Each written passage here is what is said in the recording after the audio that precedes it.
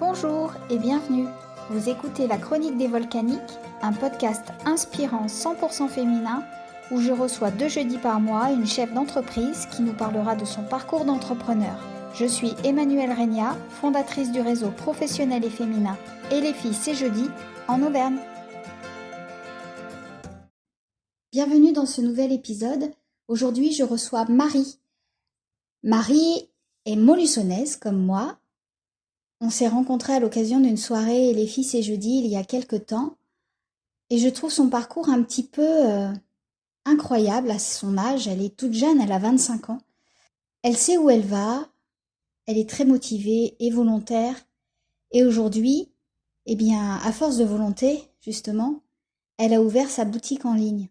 On va écouter son histoire. Bonjour Marie, Bonjour. comment tu vas? Ça va très bien, merci. Et toi? Super bien, merci. Je suis ravie de t'accueillir sur cet épisode de podcast. Est-ce que tu peux te présenter pour ceux qui ne te connaîtraient pas? Alors, je m'appelle Marie, j'ai 25 ans, je suis passionnée par le monde de la mode depuis plusieurs années et j'ai longtemps partagé mes looks à travers les réseaux sociaux. Voilà, et puis j'ai ouvert ma petite boutique en ligne. Ok. Tu te définirais comme une influenceuse ou pas du tout? Je me définis actuellement comme une influenceuse, une petite influenceuse, mais une influenceuse quand même. Alors nous, on s'est rencontrés à la soirée Et les filles c'est jeudi qu'on avait organisée pour Dior. Oui, Euh, je me souviens.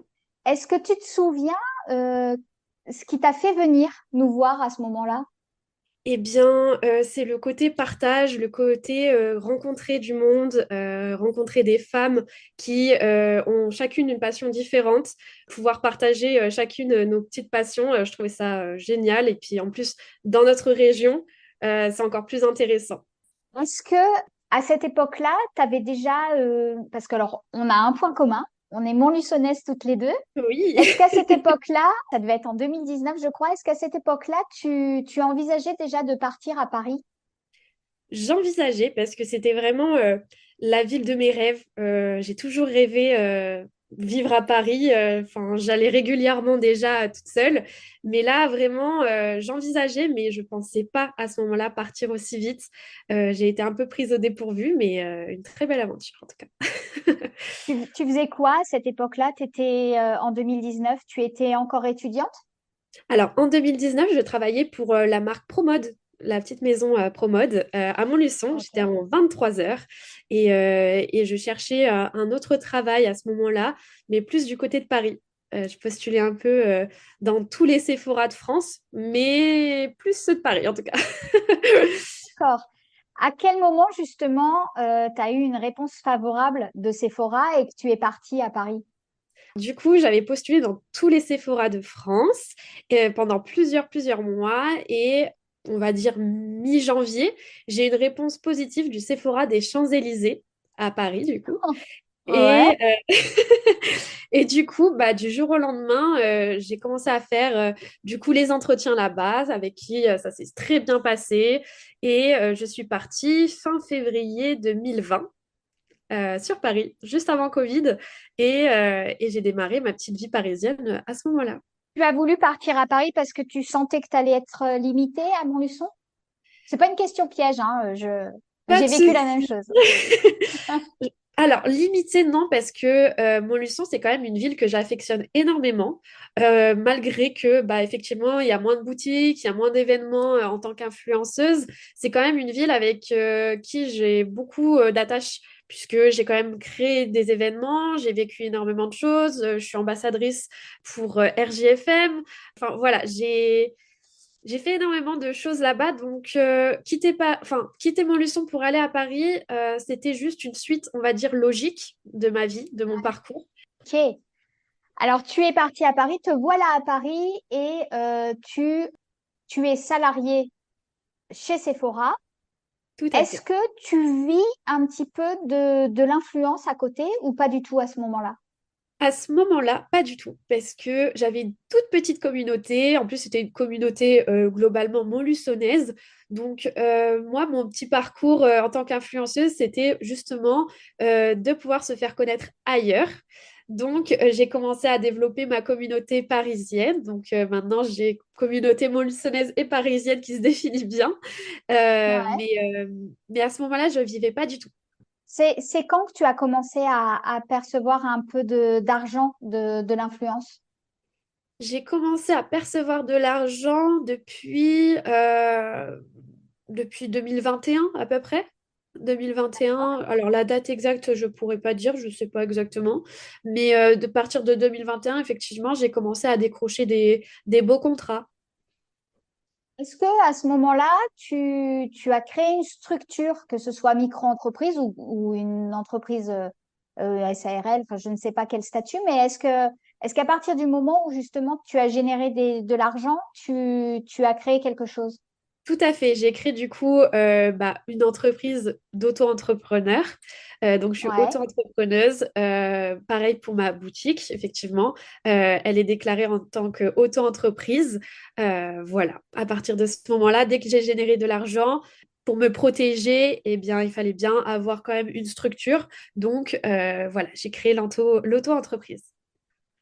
Est-ce que tes parents, ils se sont dit, waouh, ma fille devient chef d'entreprise à ce moment-là ou c'était encore flou pour eux?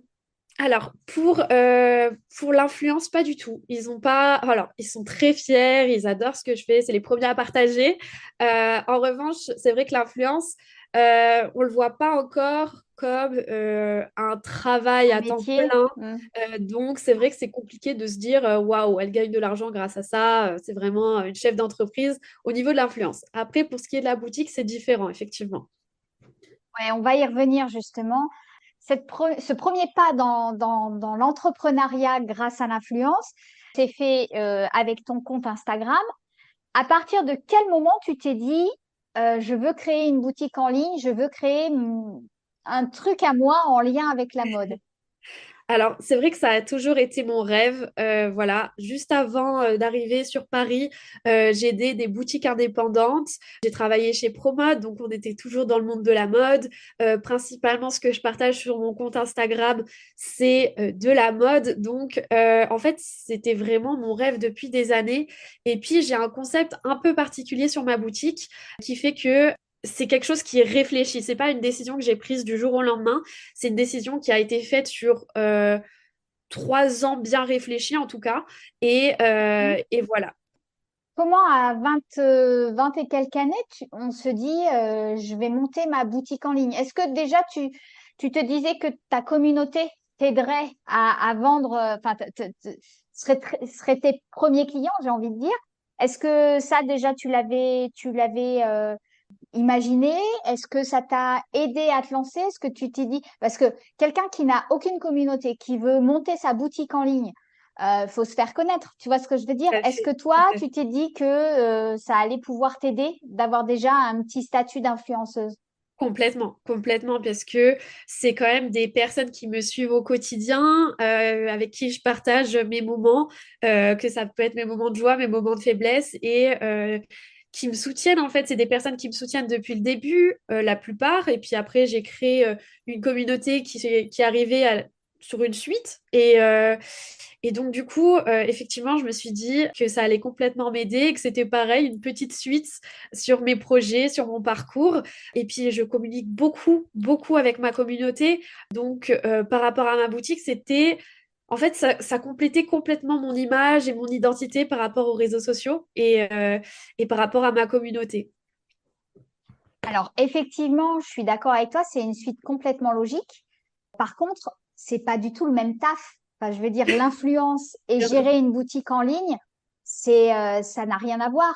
Alors, Ouais. j'imagine que tu as la même structure pour les deux, puisqu'on peut pas avoir Oui, deux micro-entreprises différentes. tout à Mais fait. est-ce que tu t'es fait aider par des organismes, par des professionnels pour créer cette boutique, pour savoir comment faire, pour la compta, pour la gestion des stocks, enfin, il y a tellement de choses à faire. Alors, je me suis un peu renseignée sur les réseaux sociaux. C'est vrai, j'ai regardé quelques petites choses, mais sinon, j'ai tout appris toute seule, sur le tas. J'apprends encore tous les jours. C'est normal, on Ça, c'est apprend, sûr. surtout quand on Ouais, débute. Donc, j'ai fait des erreurs au tout début et c'est normal, hein, on fait tous des erreurs, mais il faut savoir se relever et puis apprendre de ces erreurs pour mieux faire. Et à l'heure d'aujourd'hui, bah, effectivement, je me débrouille toute seule, que ce soit la compta, les stocks.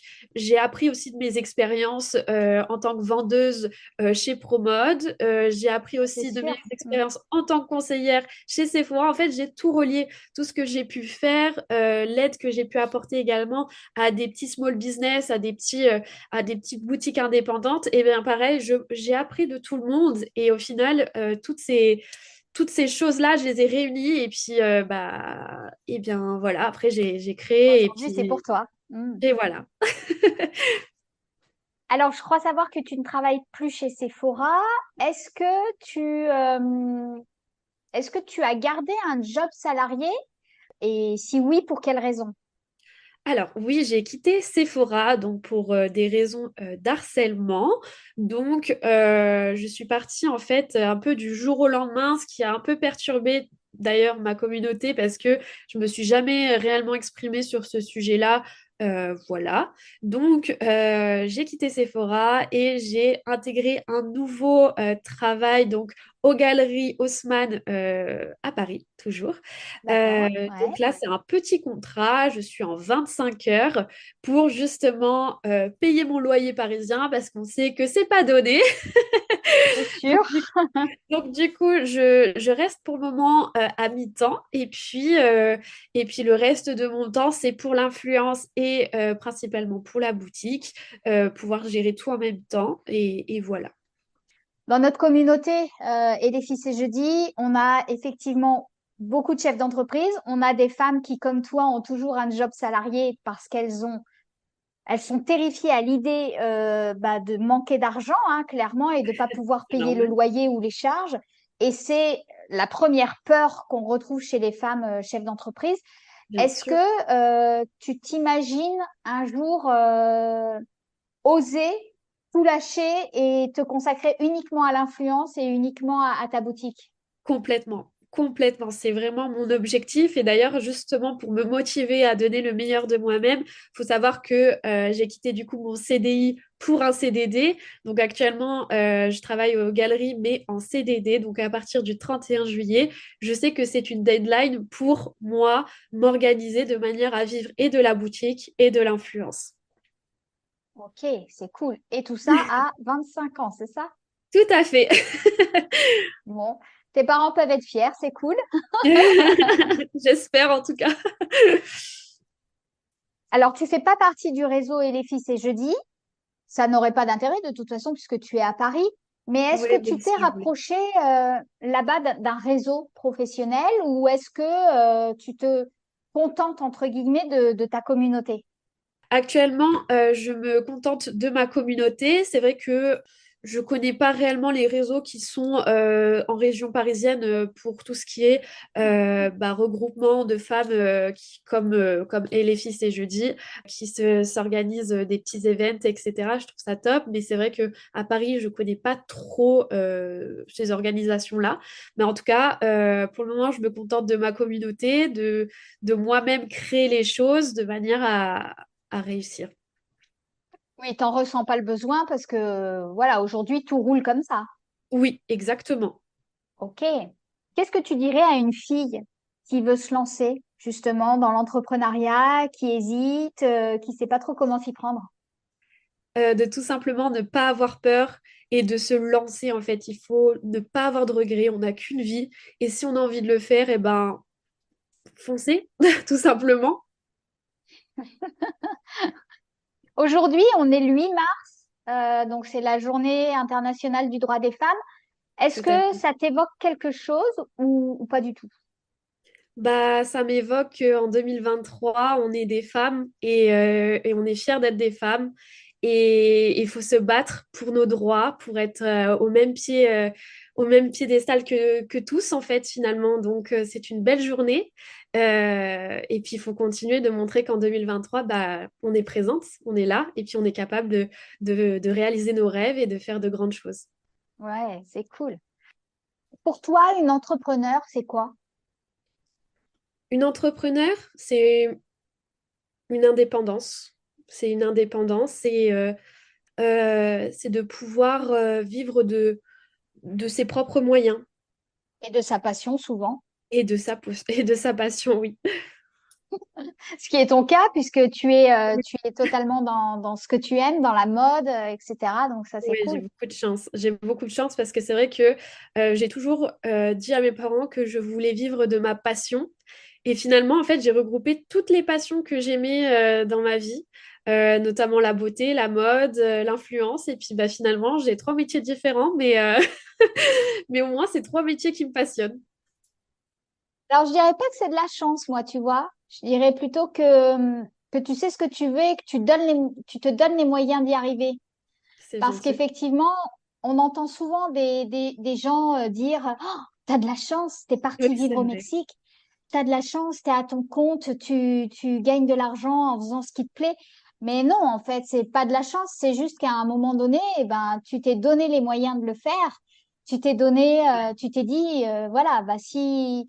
Alors effectivement, Sephora, c'était dans le milieu de la beauté, tu aimais ce que tu faisais, mais Tout c'était à pas fait. ça ton rêve. Non, tout à Il y fait. avait C'est besoin d'un truc de plus. exactement, c'était vraiment avoir mon bébé, avoir mon identité, mon entreprise. Ça a toujours été mon rêve. C'est beaucoup de sacrifices, mais c'est vrai que finalement, après, on est quand même plutôt fiers. C'est sûr.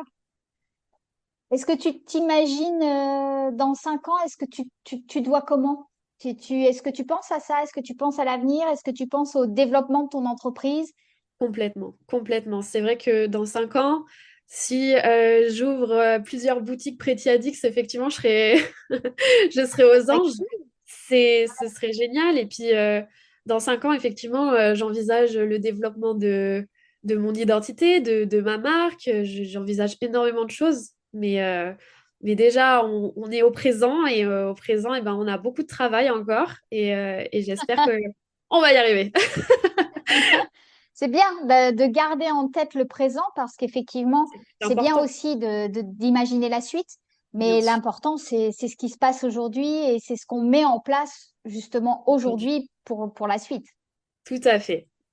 Est-ce que tu as toujours des contacts avec tes amis de Montluçon? Comment ils voient ton ascension, entre guillemets?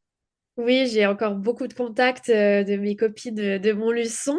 Eh bien, c'est les premières à me soutenir. J'ai beaucoup de chance. J'ai des amis exceptionnels qui sont vraiment là pour le partage. Beaucoup m'accompagnent.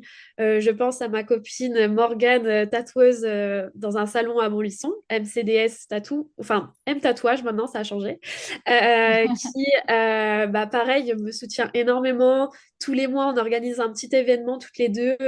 Où on rencontre bah, du coup les Montluçonnaises pour bah, des journées flash où elles découvrent ma nouvelle collection, elles se font tatouer en même temps et je trouve que c'est un moment de partage et j'ai beaucoup de chance d'avoir des copines talentueuses qui me partagent autour d'elles, qui ont déjà une communauté et qui me partagent encore. Donc voilà, elles sont, elles sont d'un soutien immense et j'ai vraiment pour le coup de la chance parce que ça par contre c'est pas donné à tout le monde. Ouais, ça c'est sûr. Est-ce que tu aurais une dernière chose à ajouter? Une dernière chose, eh bien, merci en tout cas de m'avoir écouté. Merci de m'avoir offert l'opportunité de parler et de participer à ce podcast. Et j'espère que ça va plaire à beaucoup et que ça va donner également l'envie à d'autres de se lancer. Eh oui, parce qu'il faut le dire, il n'y a pas d'âge pour entreprendre. Voilà, non? Qu'on soit très jeune ou qu'on soit à la fin de sa vie enfin de salarié, parce que Oui, on a des femmes aussi qui sont à la bien sûr. retraite et qui n'ont pas envie de s'arrêter de travailler Bien et sûr. qui entreprennent à ce moment-là. Il n'y a pas d'âge en fait. Et Pas d'âge. c'est génial. Ouais, Bien sûr, bien sûr. super. Eh ben, je te remercie beaucoup, Marie. Avec plaisir. Merci à toi. Et puis, je te dis à très bientôt. À très bientôt. Merci. Un grand merci d'avoir écouté cet épisode. J'espère qu'il aura été pour vous inspirant. N'hésitez pas à le partager à votre entourage pour encourager dans leur projet le plus de femmes possible. Pour suivre notre actualité, rendez-vous sur etlesfillescestjeudi.com et sur les réseaux sociaux du même nom. À très vite!